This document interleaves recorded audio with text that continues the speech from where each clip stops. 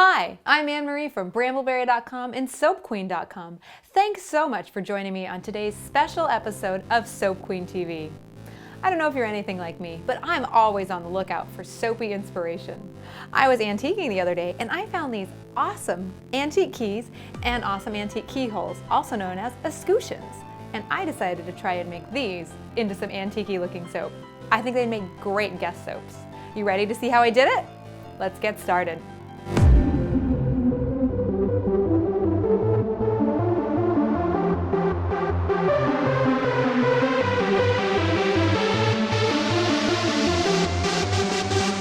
The first thing we need to do is make our soap molds. I'm going to be using the Flexy Fast from Brambleberry.com. If you've never seen the back to school episode of SoapQueen.tv, make sure to watch that because it has all the details on using Flexy Fast.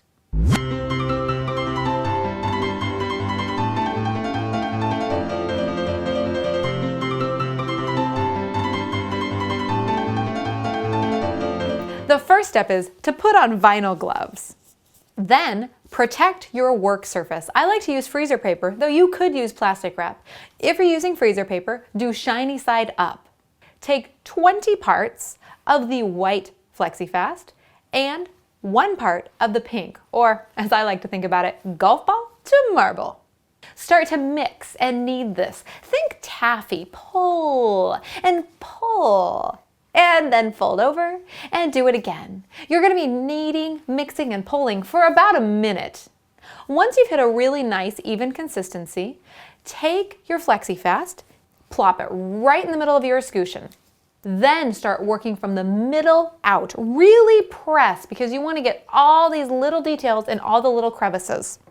Make sure the Flexy Fast goes all the way through the keyhole. One final tip, make sure there's no holes in the Flexy Fast where your soap could leak out. We're looking for a mold that's airtight. That looks good. Set this aside and let it cure for 30 minutes. Through the magic of television, I went ahead and made this up earlier so I could unmold it for you on camera. Gently pull away from the sides and work slowly. Now is not the time to rush and accidentally tear your mold.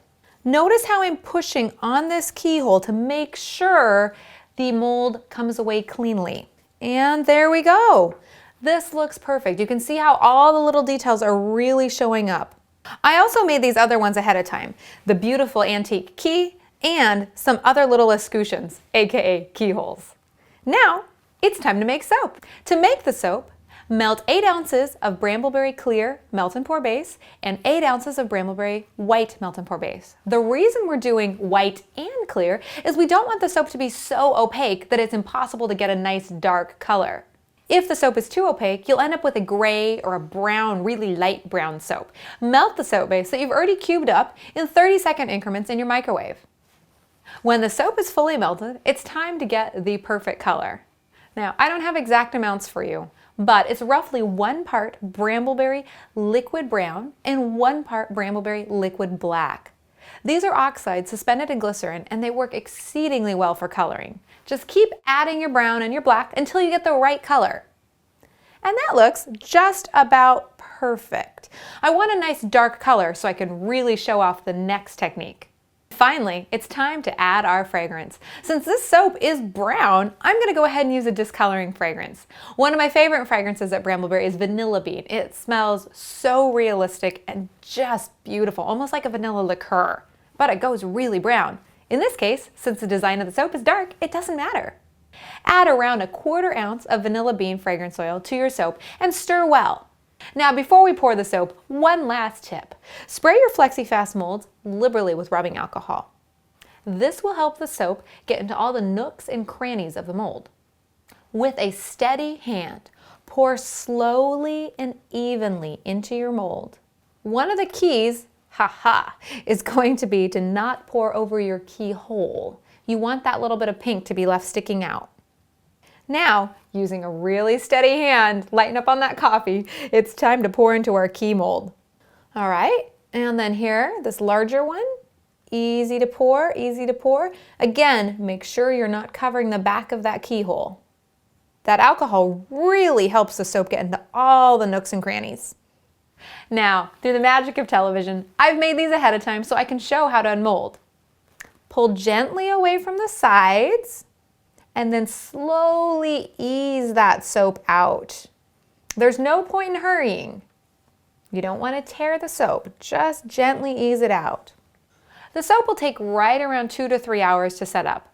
Patience, grasshopper. Don't put these in the fridge. They're so small that any glycerin dew would really stick on them and impede our next step. So let these naturally dry. Okay, this key is definitely the most difficult. Really just be patient, peeling it out. It's okay if the soap bends a little, but don't let it break. There's a little last bit of the key. Beautiful. Now, I see some little bits on here that need to be cleaned up. This is the Brambleberry cleanup tool. It's super simple. Just use the scraper end and scrape and shave away that soap. Nice. This finishing touch really makes the soap look a lot more professional. In front of me, I have cappuccino mica and heavy metal gold mica. Taking a little makeup brush, just rub the mica all over your escutcheon. It's fine, just go liberally. We're going to be rubbing it off next. Now, take a paper towel and start rubbing it away. We want it to look used and antique-y, so just keep rubbing, keep working it through. There we go. See, do you see how we're getting some really nice lines that make this keyhole look like it's been used? I like that. Now this looks good as is, but I'm going to take a little bit of cappuccino mica for some accent color. Just brush on the cappuccino mica. Do the exact same thing. Now take a paper towel and rub away that cappuccino mica. You can see how it's provided some nice accent, antique-y looking color. And there you have it. Beautiful, escutcheon, antique-y looking brocante soap. Thanks so much for joining me today on Soap Queen TV. One final tip before I leave you. You can always take these smaller little escutcheon soaps and embed them in a larger size. If you're curious on how to do that, be sure to watch the Soap Queen TV episode on embedding. Until next time, thanks for learning and happy soaping.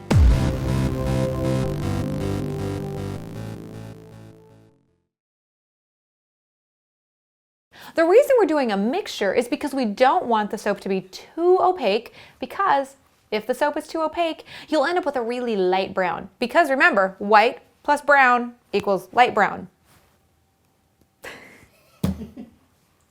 Awkward hand motion.